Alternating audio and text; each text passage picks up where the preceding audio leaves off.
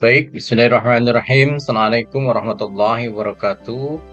Alhamdulillahirrabbilalamin. Wassalatu wassalamu ala nabiyyina Muhammadin wa ala alihi wa sahbihi ajma'in. Amma ba'd.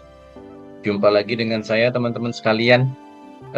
Kali ini sebagaimana janji saya kemarin, kita akan membahas terkait dengan rukun, wajib, dan sunnah-sunnah pelaksanaan ibadah haji. Sebelumnya kita sudah bicara tentang rukun, wajib, dan sunnah-sunnahnya ibadah umroh ya. Jadi haji dan umroh itu ada sedikit perbedaan ya. Perbedaannya cuma satu, hanya di wukuf nanti teman-teman ya, di rukunnya itu ya. Untuk teman-teman yang baru bergabung ya, jangan lupa klik subscribe, kemudian tekan tanda loncengnya, tekan tanda jempolnya ya untuk mendapatkan informasi terakhir dari channel saya. Saya akan beralih ke mode slide teman-teman sekalian. Baik teman-teman sekalian, saya sekarang sudah ada di mode slide. Yang pertama adalah hukum ibadah haji ya, dasar hukumnya. Dasar hukum ibadah haji itu hampir sama dengan ibadah umroh, yaitu yang pertama wajib ya, yang kedua sunnah. Wajibnya adalah bahwa ibadah haji ini wajib dilaksanakan satu kali seumur hidup ya, jadi seumur hidup wajibnya hanya satu kali. Nah, dan ketika pelaksanaan haji berikutnya itu adalah sunnah ya, sunnah jika ada kemampuan ya. Itu hukum dasarnya teman-teman sekalian. Baik, selanjutnya. Nah, ini adalah syaratnya ya, syaratnya sama dengan ibadah umroh kemarin.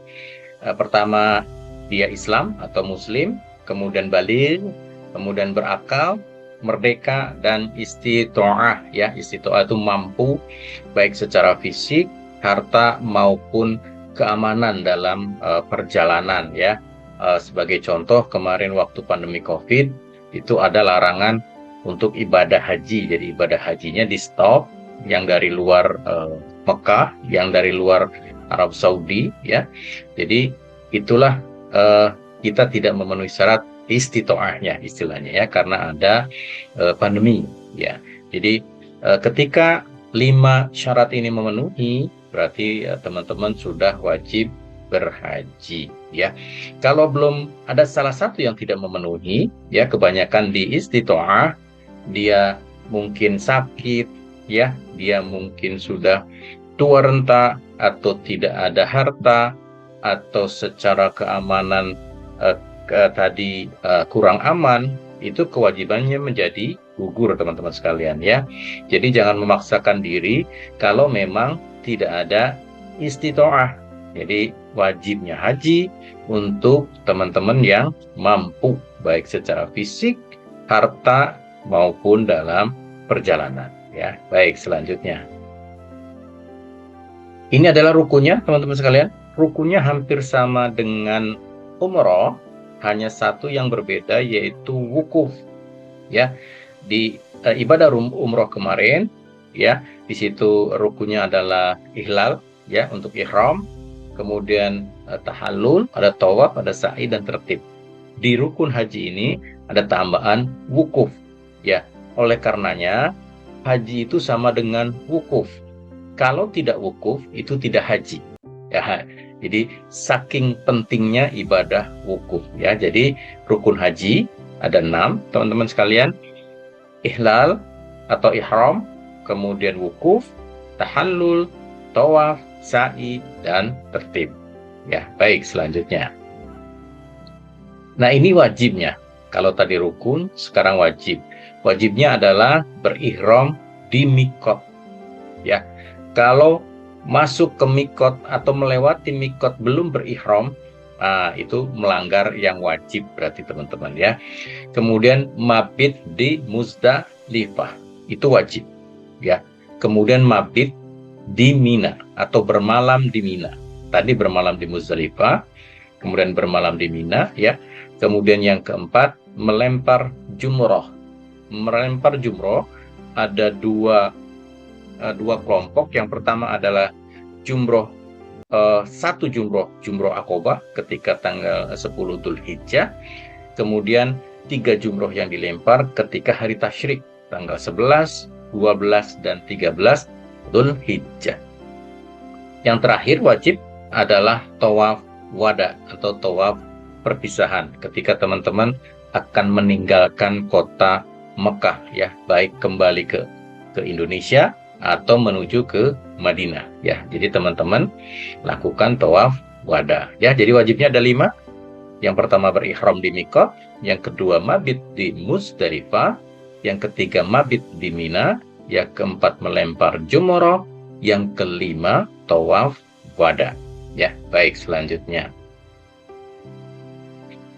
Nah, ini larangan ihram sama dengan kemarin ketika kita bercerita tentang umroh, larangannya sama, ya.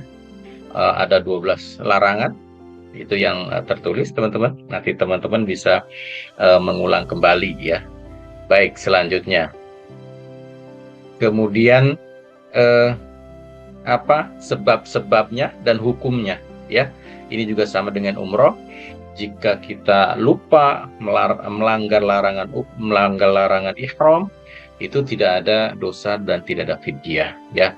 Tapi kalau dengan sengaja tapi ada uzur, dia wajib membayar fidyah. Kemudian kalau dia sengaja tapi tidak ada uzur, dia wajib membayar fidyah dan dia terkena dosa, wajib bertaubat, ya. Baik, selanjutnya. Ini adalah ketentuan fidyahnya, teman-teman sekalian, ya. Yang pertama, karena melanggar larangan ihram, yaitu melaksanakan akad nikah, ya. Khusus untuk yang ini tidak ada fidyahnya. Jadi teman-teman bertaubat saja. Yang kedua, jima. Jima ini sanksinya paling berat, teman-teman sekalian. Ketika teman-teman berihram kemudian berjima dengan istri, fidyahnya atau damnya atau sanksinya itu menyembelih seekor unta. Masya Allah. Unta itu paling mahal di tanah, teman-teman sekalian, ya. Kemudian fidyah karena berburu hewan darat, ya. Jadi menyembelih hewan yang serupa kemudian memberikannya kepada fakir miskin di tanah haram, ya. Kemudian selain dari yang 3 di atas, ya, akad nikah, jima, dan berburu, itu cara menebusnya, cara membayar fidyahnya, cara membayar damnya ada 3. Teman-teman boleh pilih. Yang pertama, berpuasa 3 hari. Yang kedua, memberi makan 6 orang miskin, masing-masing 1 mud, atau menyembelih seekor kambing. Ya, ini banyak yang terjadi, teman-teman yang kelupaan gitu, ya, pakai topi, laki-laki pakai topi, itu melanggar larangan ihram, ya. Hati-hati teman-teman, ya. Kalau teman-teman sengaja melakukannya, teman-teman terkena harus membayar fidyah atau dam, ya. Boleh pilih berpuasa 3 hari, atau memberi makan fakir miskin, atau menyembelih seekor kambing, ya. Baik, selanjutnya. Nah, ini sunnah haji, ya. Kemarin kita sudah bicara dengan sunnah-sunnah yang terkait dengan umroh. Ini sunnah-sunnah yang terkait dengan haji. Umumnya sama, teman-teman sekalian, sama dengan ketika kita melaksanakan umroh. Karena di ibadah umroh, kita juga mengenakan kain ihram, ya.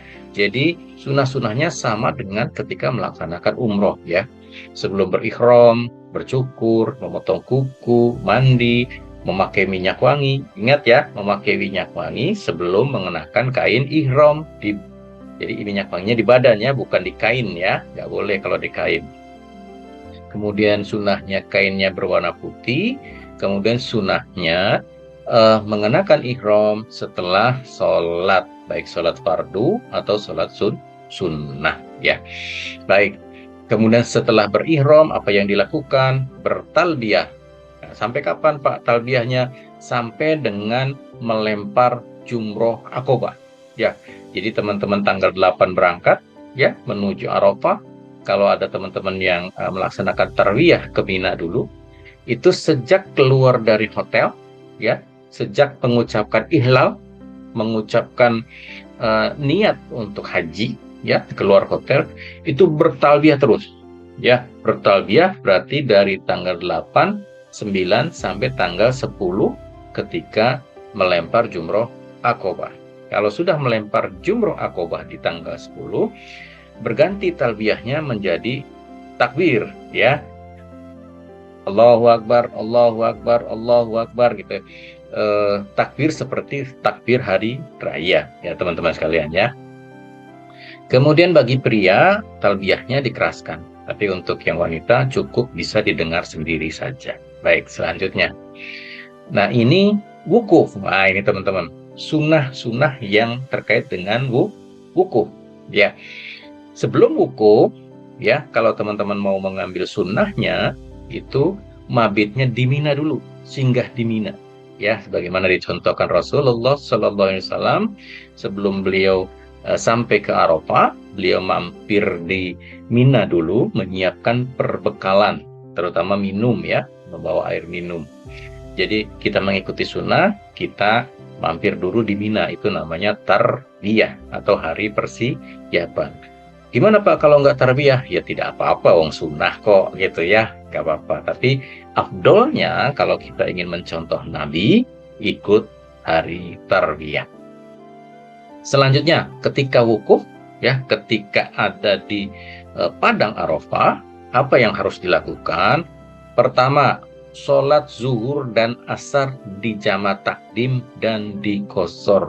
Artinya dua, ya, di qashar masing-masing di qashar, kemudian digabung di jama takdim. Jadi jamaknya tuh di waktu zuhur, ya. Nah, ketika nanti sholat zuhur dan asar di jama takdim dan di qashar, nanti ada khutbah Arafah. Ya, teman-teman dengarkan dengan baik khutbah Arafah. Nanti khatib, nanti ada perwakilan dari jamaah sebagai khatib, nanti ada perwakilan jamaah juga sebagai imam, ya. Nanti pesan-pesannya didengarkan, ya, apa saja keutamaan Arafah misalnya, kemudian ada peristiwa apa ketika hari Arafah seperti itu, ya teman-teman dengarkan dengan baik ya. Kemudian ketika berdoa teman-teman ya usahakan menghadap ke kiblat, ya, ke kiblat, ke arah kiblat, ke arah Ka'bah, ke arah Masjidil Haram ya. Kemudian wukuf sunnahnya itu sampai matahari terbenam, ya, itu yang afdolnya ya. Ada juga beberapa pendapat ulama, asal hadir saja di Arafah, baik cuma 10 menit itu sudah masuk ke wukuf ya. Tapi kalau kita mengambil afdolnya sampai dengan terbenamnya matahari, sampai dengan waktu maghrib begitu. Selanjutnya apa yang harus dilakukan ketika wukuf? Perbanyak zikir, tilawah Al-Quran, sholawat, berdoa, dan beristighfar ya. Kemudian ini hati-hati satu teman-teman, menjaga lisan ya, hati-hati itu ya. Baik, selanjutnya, nah kemudian setelah wukuf teman-teman nanti diantar ke Muzdalifah ya. Hukumnya apa? Hukumnya wajib ya. Apa yang dilakukan di Muzdalifah? Pertama adalah sholat maghrib dan isya secara jama takhir dan di qashar. Di qashar itu isanya menjadi 2 rakaat.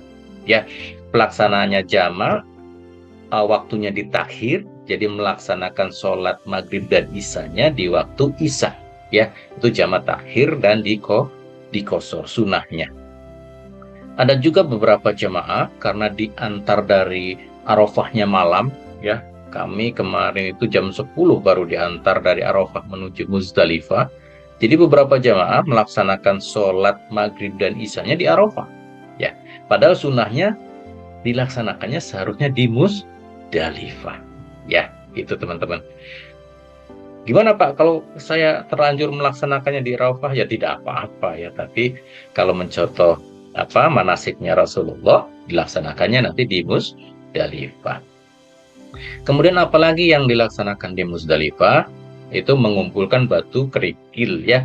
Kalau sekarang kerikilnya sudah dimasukkan ke dalam kantong, tinggal diambil saja satu kantong, isinya sudah dihitung itu.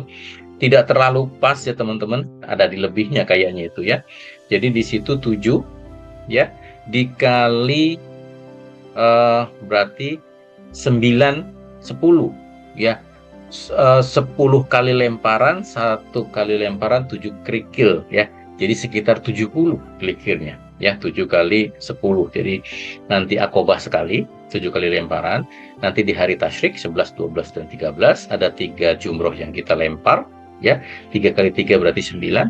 9 tambah 1 10, masing-masing 7 berarti 70 batu kerikil ya teman-teman sekalian. Baik. Kemudian amalan apa lagi yang ada di Muzdalifah? Berikutnya adalah teman-teman harus tidur. Nah, jadi tidak ada di situ tilawah Al-Quran, zikir, nggak ada di Muzdalifah. Yang ada adalah tidur. Tidur ya. Jadi teman-teman istirahat di Muzdalifah ya. Karena apa? Karena besoknya teman-teman akan ke Jamarot. Jamarotnya jauh itu, kalau nggak istirahat, nggak tidur, bisa loyo nanti besoknya ya teman-teman ya. Jadi teman-teman tidur istirahat ya. Baik, tidurnya sampai kapan Pak? Sampai waktu subuh ya. Jadi sholat subuhnya di Muzdalifah kalau bisa ya.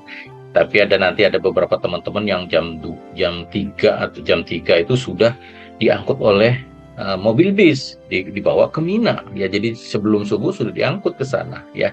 Tapi ikut saja pemerintah ya. Teman-teman jangan maksa bertahan gitu ya, karena itu bukan kekuasaan kita ya. Kita berdoa saja sama Allah Subhanahu Wa Taala supaya semua ibadah kita diterima oleh Yang Maha Kuasa ya. Baik teman-teman. Kemudian ada satu amalan lagi, berdoa di Masy'aril Haram, adalah sebuah tempat di Muzdalifah. Itu ada sebuah bukit di Muzdalifah itu bernama Kuzah. Disitulah tempat berdoa ya. Tapi jemaah Indonesia jauh dari bukit ini. Jadi teman-teman jangan cari bukit ya. Malam-malam cari bukit terus ya, berdoa. Itu posisinya sangat jauh ya. Udah jauh, kemudian penuh sesak, susah kemana-mana. Teman-teman tetap diam di tempat saja ya. Tetap diam di tempat. Baik, selanjutnya setelah dari Muzdalifah, teman-teman nanti sholat subuh, nanti diantar ke Mina ya. Apa yang dilakukan di Mina? Sunnah-sunnahnya adalah pertama, di Mina itu sholat fardunya dikosor terus ya. Nanti zuhurnya 2 rakaat, asarnya 2 rakaat, isyannya 2 rakaat. Kalau maghrib dan subuh tetap ya, maghrib 3 rakaat dan subuh 2 rakaat ya. Tapi sholat fardu yang 4 rakaat menjadi 2 rakaat ya. Itu sunnahnya. Kemudian apa yang dilakukan di Mina? Memperbanyak tilawah Al-Quran, kemudian berdoa dan beristighfar ya. Baik, selanjutnya. Nah, ini sunnah-sunnah ketika melempar jumroh ya. Di keterangan-keterangan sebelumnya pernah kita bahas, karena pernah saya bahas teman-teman sekalian ya. Pertama adalah tanggal 10 Dzulhijjah ketika melempar jumroh akobah. Sunnahnya, afdolnya adalah dilakukan waktu duha ya, sekitar jam 9, jam 10 ya. Itu afdolnya ya. Tapi kalau seluruh dunia melakukan lemparan pada waktu yang sama, terbayang sangat padat teman-teman. Jadi teman-teman nanti diatur sama pemerintah Indonesia, jemaah Indonesia ada jadwal melempar jumroh. Kenapa Pak di jadwal? Supaya nggak desek-desekan ya. Nanti teman-teman desek-desekan karena badannya orang Indonesia kecil-kecil ya, badan orang-orang luar itu besar-besar, tinggi-tinggi, kita kalah kejempet-jempet gitu ya, bisa berbahaya. Seperti itu teman-teman ya. Kemudian sunnah berikutnya adalah berdoa setelah melempar jumroh akobah. Ingat ya, setelah melempar jumroh akobah yang pertama, teman-teman berdoa ya.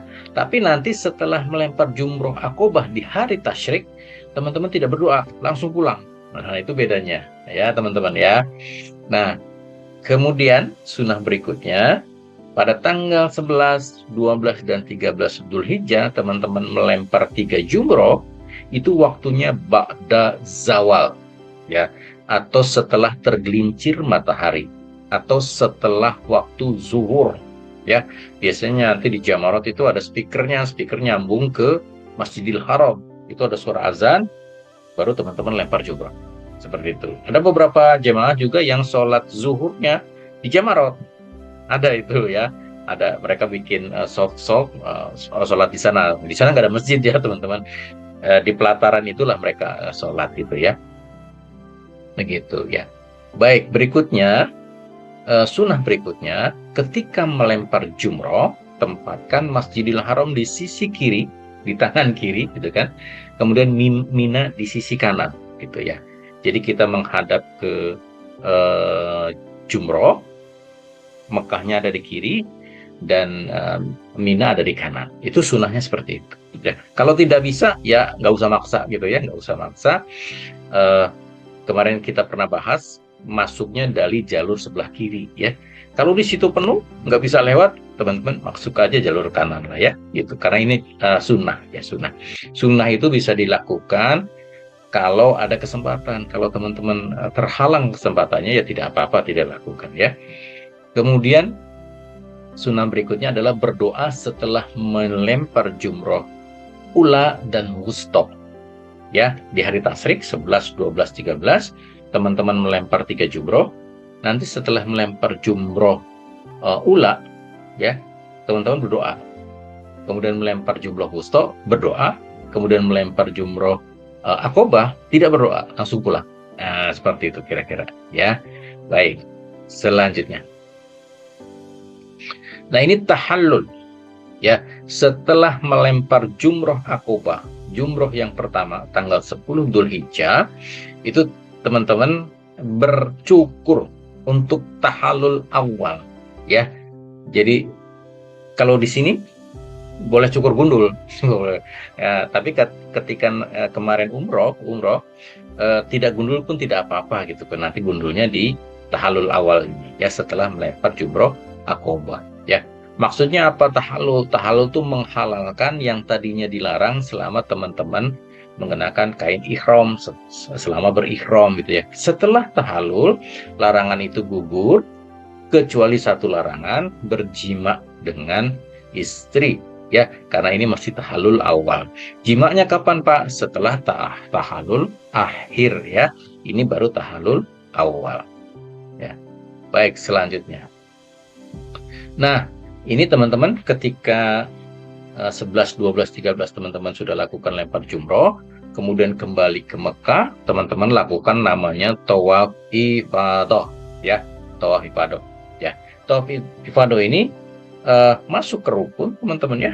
Ini masuk ke tahallul akhir ya teman-teman. Jadi kalau teman-teman sudah tawaf ifadah, sudah sa'i haji, sudah selesai semua ritual hajinya, istilahnya sudah tahallul akhir, jadi semua larangan ihram sudah gugur ya. Kalau teman-teman sudah melaksanakan tawaf ifadah dan sa'i haji ya. Sebelum tawaf apa yang dilakukan sama dengan tawaf-tawaf yang lain ya, bersuci. Kemudian ini tawaf ifadah, teman-teman ketika tawaf ifadah itu tidak mengenakan kain ihram ya. Tapi kalau teman-teman mau mengenakan kain ihram, karena nanti yang tawaf di pelataran Ka'bah itu wajib mengenakan kain ihram ya. Padahal bukan ini ya, bukan tawaf umroh, bukan ya. Kalau tawaf umroh kan wajib menggunakan kain ihram. Tapi kalau tawaf haji, tawaf ifadah tidak wajib mengenakan kain ihram ya. Tapi kalau tidak mengenakan kain ihram, nanti teman-teman tawafnya di atas ya, di lantai 1 atau di lantai rooftop di atas. Itu putarannya sangat jauh ya.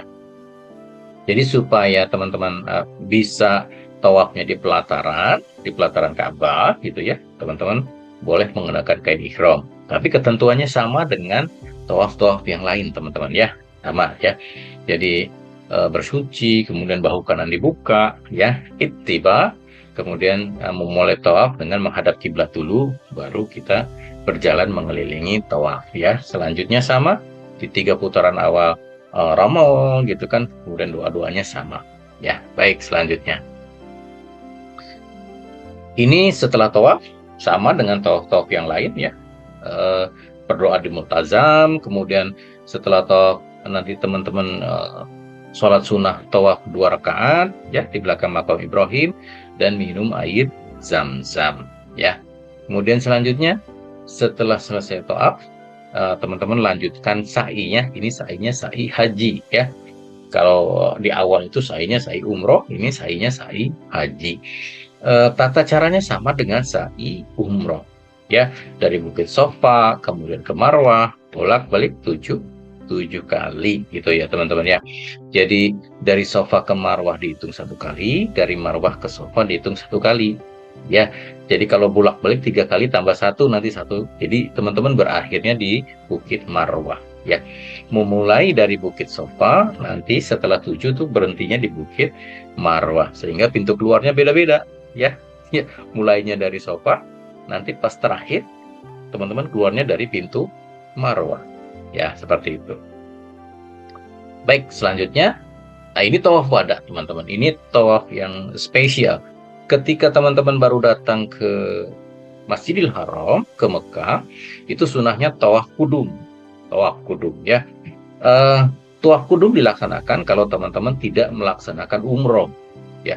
Tapi kalau melaksanakan umroh, tawaf umrohnya itu sebagai pengganti tawaf kudum, sama tawaf kedatangan, sama saja derajatnya teman-teman ya.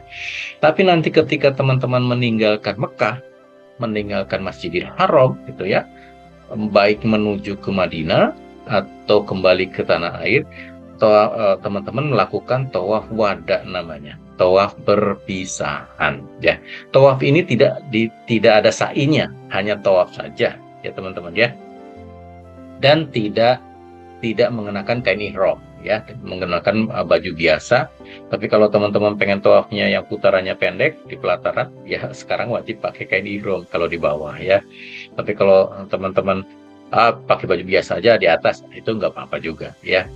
Tawafnya sama dengan tawaf-tawaf yang lainnya, putarannya sama, cara memulainya juga sama gitu kan, kemudian diakhiri juga sama.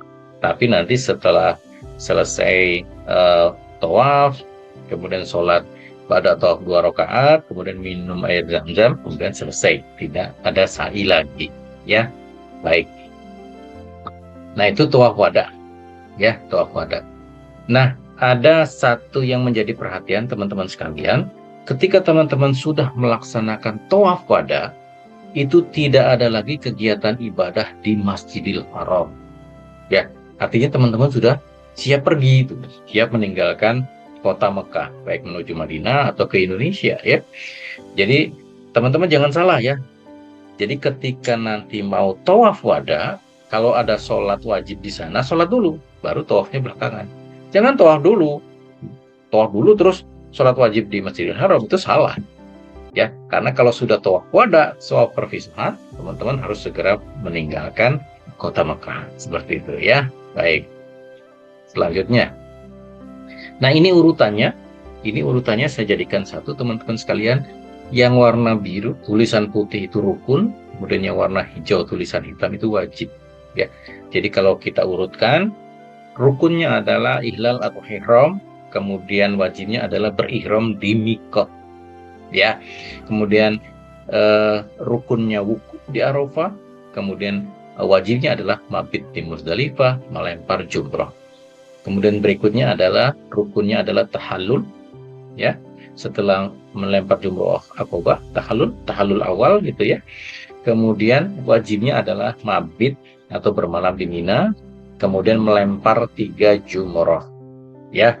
Itu wajibnya. Kemudian rukun berikutnya tawaf ifadah, diikuti sa'i haji.